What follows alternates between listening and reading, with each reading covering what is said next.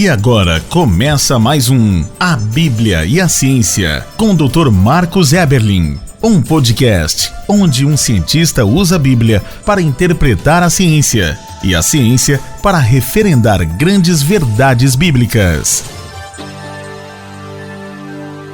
Olá pessoal, bem-vindos a mais um podcast, A Bíblia e a Ciência. Eu sou Marcos Eberlin, professor, pesquisador, escritor, químico, fervoroso defensor da teoria do design inteligente, uma teoria que corrobora verdades bíblicas, que diz que fomos feitos prontos por um ser de extrema inteligência por design inteligente, arranjo proposital, intencional de partes. E eu sou, sobretudo, além de cientista, defensor do design inteligente, um fervoroso defensor da autoridade absoluta da palavra de Deus. É a Bíblia que tem autoridade sobre a ciência e não o contrário. Da dúvida pró-Bíblia. Se você entende uma verdade bíblica pela leitura do texto, a Bíblia é clara, e entende outra verdade pela ciência de homens, fique com a verdade da palavra de Deus. Essa sim é uma verdade verdadeira e digna de toda confiança. E por que podemos afirmar que a Bíblia é inerrante, autoridade absoluta, clara, necessária, suficiente? Porque as evidências são todas favoráveis à palavra de Deus. Grandes embates ocorreram na história da ciência com a palavra de Deus. E a Bíblia ganhou todos eles. Todos, absolutamente todos eles. E a Bíblia faz grandes afirmações científicas. E essas afirmações têm sido corroboradas 3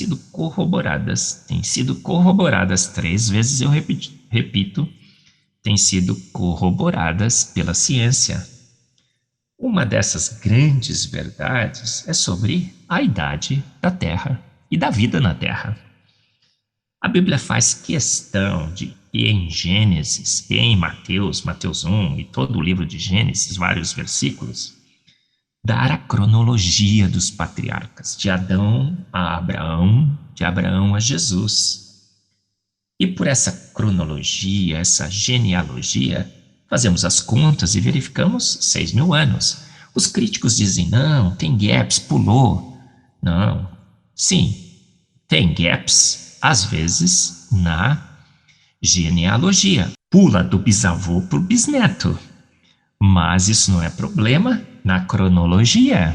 O bisavô estava vivo quando o bisneto vivia ainda. Problema nenhum com a cronologia. Então temos ali 6.000 anos registrados em Gênesis e em Mateus. Claramente, há muitos críticos hoje que criticam a leitura dessa cronologia como sendo uma indicação da idade da Terra. Por quê? Porque usam ciência de homens, do Big Bang, da evolução, dizendo que, olha, a ciência está mostrando milhões de anos, então não podemos confiar na genealogia e na cronologia bíblica. Não, pelo contrário.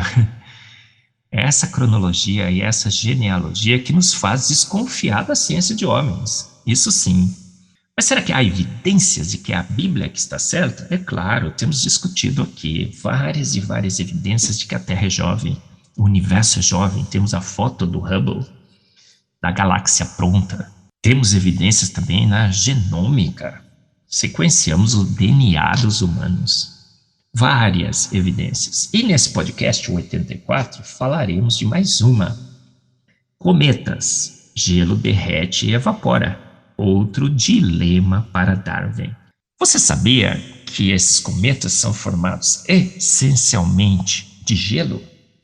Gelo de água, de CO2, de CO, monóxido de carbono, dióxido de carbono e um pouquinho de formaldeído.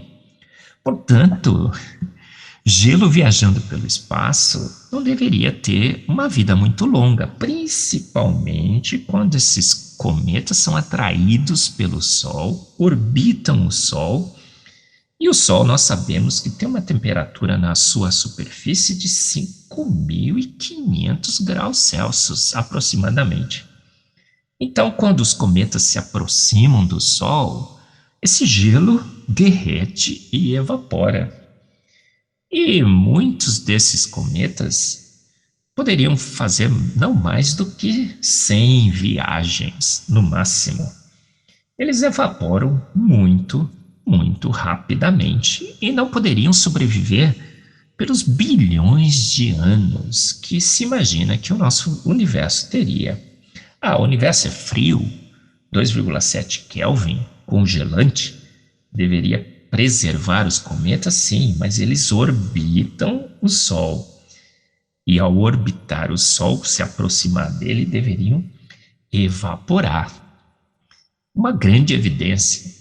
Vemos cometas. Se cometas são feitos de gelo, esse gelo derrete e evapora, e se ainda temos esses cometas por aí, o universo é jovem. Mas o que o naturalismo diz? Não. Na realidade, temos fontes que estão constantemente fornecendo novos cometas para que se aproximem do Sol, orbitem o Sol e continuem em suas viagens. E a solução para o naturalismo, então, foi apelar para duas grandes maternidades ou reservatórios de cometas nesse universo. O primeiro é o cinturão de Kuiper. Ele ficaria assim, uma grande região, um cinturão que estaria um pouco depois de Netuno, circuncidando todo o planeta.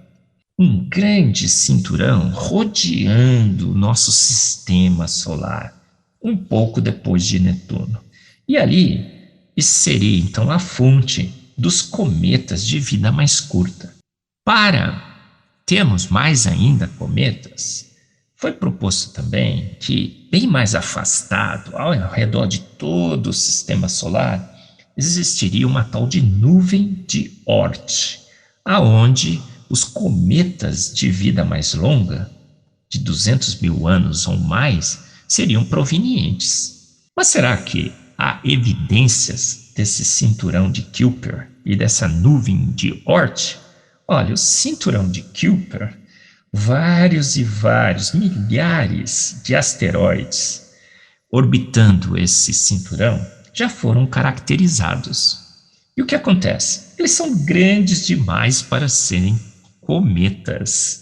E a sua composição é bem diferente de cometa. Eles não são formados de gelo.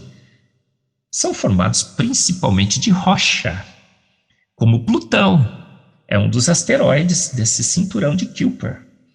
Então, o que acontece? Os dados mais recentes refutam a possibilidade do cinturão de Kuiper ser um reservatório, uma fonte, uma maternidade de cometas. E a nuvem de Oort? Olha, há mais evidências hoje em ciência para anjos, para almas, para milagres do que para essa nuvem. Ela é totalmente apenas uma inferência, uma proposta, algo que se imagina existir, mas que não temos como confirmar. Carl Sagan, por exemplo, há 30 anos atrás, disse que não haveria evidência nenhuma para essa nuvem.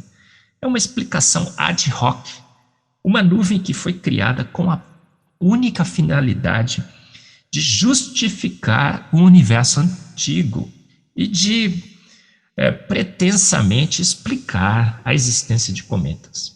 Cometas, gelo derrete e evapora. Outro grande dilema para Darwin e outra grande evidência de que uma grande verdade bíblica, a Terra é jovem, realmente se confirma pelos fatos mais recentes da ciência. Você ouviu mais um A Bíblia e a Ciência, com o Dr. Marcos Eberlin, um podcast onde a Bíblia e a ciência bem interpretados concordam plenamente. Conheça mais acessando agora o Instagram do Dr. Marcos Eberlin, instagram.com/Marcos Eberlin, e a Coval Press, www.covalpress.com. Se você deseja ouvir os demais episódios, acesse agora a nossa plataforma www.rede316.com.br e conheça mais.